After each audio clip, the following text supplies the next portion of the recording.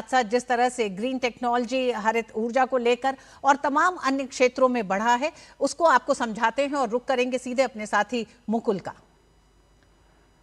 जी बिल्कुल। तो देखिए, अगर साल दर साल हम इन संबंधों को देखें, टाइमलाइन जो है वो आपको हम यहाँ बता देते हैं किस तरीके से 2015 से लेकर आज वर्तमान में 2026 तक की अगर बात की जाए, क्या कुछ एक खास जो टाइमलाइन है वो निकलती हुई नजर आती है।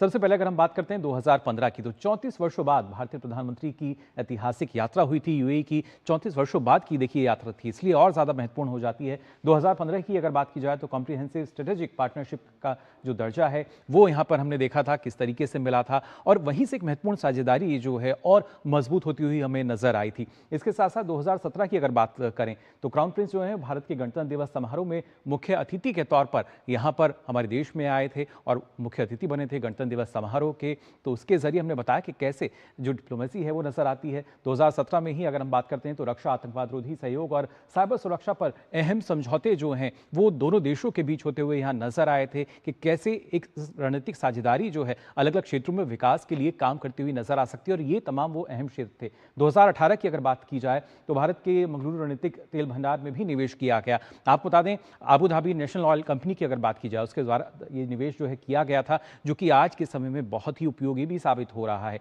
लगातार और भी कई जगह निवेश हमने देखा है। 2019 की अगर बात हम करते हैं तो पीएम मोदी को यूएई का सर्वोच्च नागरिक सम्मान जो है ऑर्डर ऑफ ज़ैद से यहाँ सम्मानित किया गया था। सर्वोच्च नागरिक सम्मान है ये, जो कि प्रधानमंत्री मोदी को दिया गया था। तो अंदाजा आप लगा सकते हैं किस तरीके से ये साझेदारी और बेहतर हुई। 2019 की अगर बात की जाए तो इंफ्रास्ट्रक्चर, बंदरगाह और लॉजिस्टिक्स निवेश में वृद्धि हुई। एक बड़ा निवेश हम देख सकते हैं किस तरीके से यूएई का रहा है देश में, और उसी वजह से विकास को रफ्तार मिलती हुई नजर आती है। इंफ्रास्ट्रक्चर की बात की जाए, लॉजिस्टिक्स की बात की जाए, साथ ही 2020 की अगर हम बात करें, कोविड काल था उस वक्त। कोविड काल में मेडिकल सप्लाई और प्रवासी भारतीय सहयोग जो है वो भी हमने देखा था किस तरीके से होता हुआ नजर आया था। यानी भारत जो है लगातार अपने स्तर पर हम कह सकते हैं कि एक जो अपना साथ है निभाया उसने। साथ ही यूएई की तरफ से भी हमने देखा किस तरीके से परस्पर सहयोग जो है वो दिया गया। 2021 की अगर देखिए बात की जाए तो खाद्य सुरक्षा और कृषि निवेश साझेदारी जो है वो और मजबूत होती हुई यहां नजर आई थी, क्योंकि ये बहुत अहम हो जाती है। और जब हम भारत के परिप्रेक्ष्य में बात करते हैं तो ना सिर्फ खाद्य सुरक्षा बल्कि उसके साथ साथ कृषि क्षेत्र किस तरीके से उसकी हम बेहतरी और कर सकते हैं। वहीं 2022 की अगर बात की जाए, एक महत्वपूर्ण पड़ाव था 2022। आपको बता दें, भारत यूएई सेपा यानी कॉम्प्रिहेंसिव इकोनॉमिक पार्टनरशिप एग्रीमेंट जो है वो लागू हुआ था। इसके चलते बड़े फायदे जो हैं दोनों देशों में हमने देखा किस तरीके से हुए। और जब विकास के चालक की हम बात करते हैं, यानी डेवलपमेंट को जब हमें रफ्तार देनी है, स्पीड वो कैसे आएगी, इस तरह के जो अहम समझौते हैं उनके जरिए हम देखते हैं किस तरीके से स्पीड हमें मिलती है विकास को। 2022 की भी अगर बात की जाए तो ITU2 समूह, यानी जिसमें भारत, यूएई, इजराइल, अमेरिका में सहयोग शुरू हुआ। और ये जो देश हैं, आप अंदाजा लगा सकते हैं, निर्भरता नहीं है लेकिन कैसे एक परस्पर सहयोग जो है वो निकलता हुआ नजर आता था। भारत की बात की जाए, यूएई की बात की जाए, इजराइल, अमेरिका, यानी अलग अलग स्रोत जो हैं, जो संसाधन इनके पास हैं, इन चारों देशों के पास हैं, उसके जरिए कैसे हम विकास के मुख्यधारा से जोड़ सकते हैं। 2023 की अगर बात करें तो स्थानीय मुद्रा जो है हमारी रुपया, और साथ ही यूएई की बात की जाए दिरहम, उसमें व्यापार समझौता हुआ था कि कैसे यहाँ पे जो मुद्राएं हैं इनका उपयोग किया जा सकेगा। साथ ही हमारे जो यूपीआई है, डिजिटलाइजेशन की जब हम बात करते हैं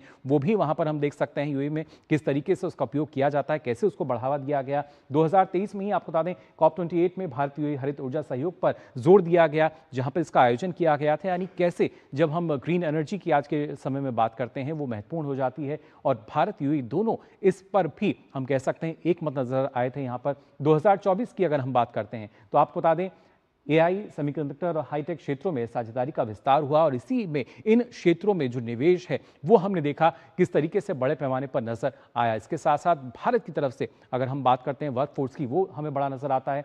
2024 की अगर बात की जाए, एक और महत्वपूर्ण पड़ाव हमने यहाँ पर देखा जब भारत मध्य पूर्व यूरोप आर्थिक गलियारा जो है यानी एमएक की अगर बात की जाए, इस पर सहयोग जो है आगे बढ़ता हुआ नजर आया। ये काफी महत्वपूर्ण था कि कैसे जो विकास है वो सीमित नहीं रहेगा, कैसे जो हमारी गल्फ कंट्रीज है, खाड़ी देश है, उसके साथ साथ दूसरे देशों तक हम विकास को बढ़ाना चाहते थे। और ये सिर्फ अपने लिए नहीं, ये तमाम देशों के लिए था जो कि आईमेक से जुड़ते हुए नजर आ रहे थे। 2025 की भी अगर बात की जाए, नवीकरणीय ऊर्जा और ग्रीन हाइड्रोजन साझेदारी को मजबूत करने के लिए हमने देखा किस तरीके से इस पर काम किया गया, समझौते हुए।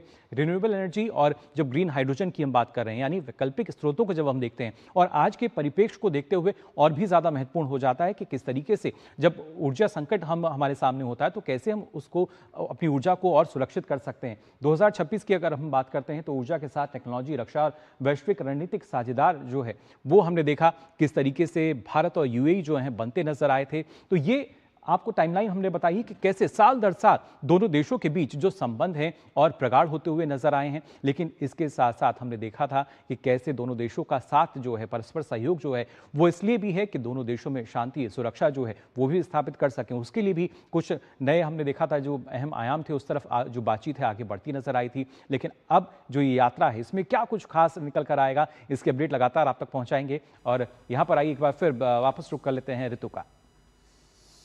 हमारे साथ हर्षवर्धन जी और मंजू जी बनी हुई हैं। मंजू जी, हमने देखा कि पिछले 10 सालों में जिस तरह के एक बड़े परिवर्तन दिखाई दिए हैं भारत और यूएई के संबंधों में, एक ऐसा संकट का समय जो इस समय पूरे विश्व पे है, ऐसे में भारत और यूएई की साझेदारी क्या सिर्फ दो देशों तक ही अब ये साझेदारी सीमित रहेगी, यानी कि इन दोनों देशों के संबंध किस तरह से इस वैश्विक संकट में नई उम्मीद भी साबित हो सकते हैं? बिल्कुल सही कहा आपने, क्योंकि इस वक्त जो इतना उथल पुथल हो रहा है पूरी वेस्ट एशिया में, और कहीं भी नजर नहीं आ रहा है कि कहीं भी आगे रास्ता क्या है, उसमें आई थिंक यूएई और भारत का एक बहुत इम्पोर्टेंट रोल रहेगा। जैसे आपने भी बताया, आईमेक के थ्रू, रिन्यूएबल एनर्जी के थ्रू, ग्रीन एनर्जी के, ग्रीन हाइड्रोजन के थ्रू, सारी जो कोलैबोरेशन और जो हमने एग्रीमेंट साइन किए हैं आपस में साझेदारी करने के, बढ़ाने के लिए, ये सब एक बहुत एक अहम रोल प्ले करेंगे, नॉट ओनली हम बायलैटरल रिलेशंस में बट पूरे एरिया में और विश्व में भी, क्योंकि ये बहुत एरियाज जो हैं बहुत इम्पोर्टेंट हैं पूरी दुनिया के लिए। एक तो क्राइसिस, वेस्ट एशिया क्राइसिस है, बट ऑल्सो क्लाइमेट क्राइसिस। तो सब जगह जो दोनों देश साथ में काम करेंगे, कोलैबोरेट करेंगे, और एंटी टेररिस्ट उसके ऊपर भी हम काम करते हैं, एंटी टेररिज्म, काउंटर टेररिज्म के ऊपर भी। तो और ये जो सब चैलेंजेस हैं विश्व के, सब हर एक देश के साथ हैं। तो मेरा मानना है कि दोनों देश अपने आपस में भी आपसी जो कोलैबोरेशन है बढ़ाएंगे, लेकिन साथ में और देशों को भी एक दिशा दिखाएंगे और कैसे एक लीडरशिप रोल प्ले कर सकते हैं रिन्यूएबल एनर्जी में और कोलैबोरेशन में और हाई टेक्नोलॉजी में, हर एक सेक्टर में, एआई में, क्योंकि एआई हमें पता है बहुत महत्वपूर्ण है। और एक और चीज जो है, ट्रेडिशनल मेडिसिन की भी बात हुई है दोनों देशों के बीच में, और कैसे दोनों इसमें और अपना जो एक्सपर्टीज है शेयर कर सकते हैं, उसको और स्ट्रॉन्ग कर सकते हैं, ताकि थर्ड कंट्रीज में भी इसको बेनिफिट मिले। बिल्कुल। हर्षवर्धन जी, सीपा के साथ भारत और यूएई ने एक टारगेट रखा $100 बिलियन का, उसको पूरा करते हुए अब 2032 तक का $200 बिलियन का एक टारगेट रखा है। लेकिन वैश्विक परिस्थितियां बदल रही हैं, ऐसे में प्रधानमंत्री का ये दौरा, क्या आपको लगता है कि कुछ नए समझौतों की संभावना जो जताई जा रही है उस दिशा में होगा, और उसमें भारत का ऊर्जा सुरक्षा, ऊर्जा को लेकर कई बड़े समझौते हो सकते हैं यूएई के साथ? जी, मुझे लगता है इस दौरे में हम ऊर्जा पर फोकस देखेंगे, क्योंकि जिस तरह की परेशानी चल रही है और जिस तरह से दोनों देश अपनी साझेदारी को आगे ले जाना चाहते हैं, उसको एक मौका मिला है कि उसको और किस तरह से कॉन्क्रेटाइज किया जाए। चाहे हम स्ट्रेटेजिक पेट्रोलियम रिजर्व की बात करें या हम एनर्जी सप्लाईज की बात करें, जो कि यूएई से हमको ज़्यादा मिलने की संभावना दिख रही है इस समय, वो सारे जो इश्यूज हैं, फुजेरा जो यूएई में है, वहाँ से अगर आता है एनर्जी सप्लाईज आती हैं, तो वो एक तरह से स्ट्रेट ऑफ हॉर्मुज को बाईपास कर सकती हैं। तो वो सारी जो पॉसिबिलिटीज़ हैं उनको एक्सप्लोर करने की कोशिश ज़रूर रहेगी। और मुझे लगता है प्रधानमंत्री का ये दौरा और इसीलिए इतना इम्पोर्टेंट हो जाता है कि ये एक ऐसे समय में आ रहा है जबकि एनर्जी पर पूरा फोकस दुनिया भर का है, और भारत को ये इंश्योर करना है कि उसकी जो इकोनॉमिक ग्रोथ ट्रैजेक्टरी है वो इम्पैक्ट ना हो। भारत 7-8% जो हमारा बना हुआ है पिछले दशक में, वो बनता रहे, और उसके लिए एनर्जी कंटिन्यूटी, एनर्जी सिक्योरिटी बहुत इंपॉर्टेंट है। और उसके लिए मुझे लगता है यूएई बहुत इंपॉर्टेंट है, और इसीलिए भारत और यूएई के जो संबंध है, भारत का जो इन्वेस्टमेंट है, प्रधानमंत्री मोदी का खुद का जो पर्सनल इन्वेस्टमेंट है इस रिलेशनशिप में, वो इतना प्रखर रूप से सामने आता है। लेकिन यूएई के लिए भी भारत उतना ही इंपॉर्टेंट हो गया है। और हमने जो बात करी अभी कुछ समय पहले, अभी आप जो बात कर रही थी कि भारत और यूएई सिर्फ भारत और द्विपक्षीय संबंधों को ही आगे ले जाने की कोशिश नहीं कर रहे हैं पिछले कुछ समय से। हमने मुकुल बात कर रहे थे I2U2 की, आईमेक की, ये सारे बड़े प्रोजेक्ट्स जो हैं, जो पूरे रीजन को इनकैप्सुलेट करते हैं, उसमें भारत और यूएई के संबंध बहुत इम्पोर्टेंट एंकर के तौर पर खड़े नजर आते हैं। हर्षवर्धन जी, इस पे भी हम चर्चा करेंगे। आपने एक तरह से ये भी कहा कि किस तरह से प्रधानमंत्री मोदी ने एक पर्सनल इन्वेस्टमेंट है यूएई के साथ, उस लीडरशिप के साथ जिसने दोनों देशों के संबंधों को और मजबूत किया, उस पर भी चर्चा करेंगे। लेकिन उससे पहले रुख सीधे मुकुल का करते हैं। मुकुल, भारत और यूएई के ऊर्जा एक तरह से जो नींव रखी गई है उस पर विस्तार से बताएंगे। जी जी बिल्कुल ऋतु, देखिए जब हम ऊर्जा क्षेत्र की बात कर रहे हैं तो कहीं ना कहीं ये कहना गलत नहीं होगा कि ऊर्जा क्षेत्र ही है जो कि दोनों देशों को एक नई ऊर्जा जो है प्रदान करता हुआ नजर आता है। कैसे, ये भी आपको बता देते हैं। दरअसल यूएई भारत के प्रमुख कच्चे तेल आपूर्तिकर्ताओं में भी शामिल है और ये अभी से नहीं है, लगातार हमने देखा था। अब इसमें जाकर जो एक बड़ा बदलाव है, जो इजाफा है, वो हम देखते हैं, क्योंकि लगातार जब ऊर्जा की आपूर्ति की जाती है, एलएनजी की भी अगर हम बात करें, हम समझौता हुआ था। और आपको बता दें जो यूएई है वो भारत का तीसरा सबसे बड़ा व्यापारिक साझेदार है। अंदाजा आप लगा सकते हैं कितना महत्वपूर्ण ये हो जाता है कि सबसे बड़ा अगर कोई देश आपका व्यापारिक साझेदार है। वहीं भारत की ऊर्जा सुरक्षा की जब हम बात कर रहे हैं तो यूएई की इसमें महत्वपूर्ण भूमिका है, क्योंकि बड़े पैमाने पर हम देखते हैं किस तरीके से लगातार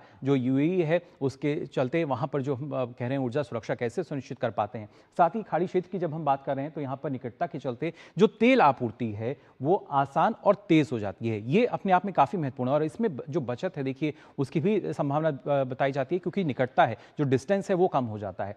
साथ ही अगर हम बात करते हैं Abu Dhabi national oil company की, जो कि भारत का प्रमुख ऊर्जा साझेदार है, और हमने आपको बताया था कि किस तरीके से आज के समय में जब हम ऑयल स्टोरेज की बात करते हैं, उस कैपेसिटी की बात करते हैं, कैसे वो बढ़ रही है, उसमें एक प्रमुख भूमिका Abu Dhabi national oil company जो है उसने निभाई थी। साथ ही 2018 की अगर बात की जाए तो एडीएनओसी यानी Abu Dhabi national oil company जो है उसने मंगलुरु रणनीतिक तेल भंडार में तेल संग्रह जो है वो शुरू किया था। और तेल संग्रह अगर हम नहीं करते तो अंदाजा आप लगा सकते हैं हालात जो हैं वो शायद बदल सकते थे, लेकिन भारत पहले से ही तो हम कह सकते हैं दूरदर्शी सोच रखकर चलता है। रणनीतिक पेट्रोलियम भंडार सहयोग से भारत की ऊर्जा सुरक्षा जो है वो मजबूत हुई है। आज जो मजबूती हम देख पा रहे हैं वो कहीं ना कहीं दोनों साझेदारियों की वजह से हमें नजर आती है, और जिसमें यूएई जो कि एक प्रमुख भूमिका हमें निभाता हुआ नजर आता है, इसका प्रमुख योगदान। साथ ही दोनों देशों के बीच रिफाइनिंग और पेट्रोकेमिकल सहयोग जो है उसमें भी इजाफा हुआ है। ऊर्जा क्षेत्र के साथ हम कह रहे हैं कि कई और भी क्षेत्र जुड़ चुके हैं, लेकिन रिफाइनिंग की बात की जाए, पेट्रोलियम सहयोग की बात की जाए तो यहाँ भी लगातार हम देख सकते हैं कि किस तरीके से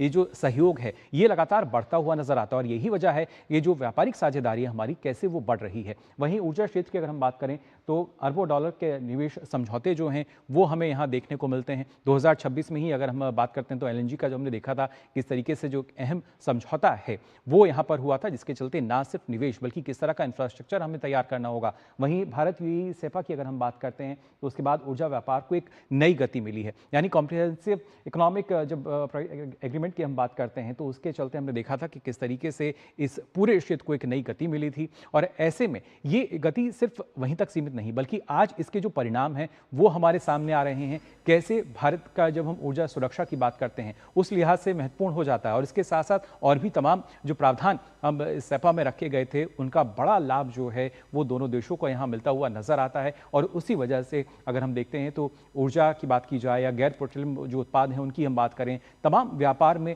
खासतौर से कि जो गति है, जो इजाफा है, जो वृद्धि है वो होती हुई यहाँ पर नजर आती है। तो भारत और यूएई की जब हम बात करते हैं तो ना सिर्फ ऊर्जा सहयोग की एक मजबूत नींव तो यहाँ नजर आती है, लेकिन इसके साथ साथ अब ये देखना होगा जब वैश्विक स्तर पर एक तरह का ऊर्जा संकट हमें नजर आता है तो ऐसे में भारत और यूएई जो हैं कैसे दोनों अहम साझेदार इस संकट से उभरने के लिए एक समाधान की दिशा में आगे बढ़ते हुए रणनीतिक सहयोग के साथ बतौर साझेदार नजर आते हैं। आगे हमारी चर्चा जारी रहेगी, लेकिन फिलहाल यहाँ रुकने एक छोटे से ब्रेक के लिए।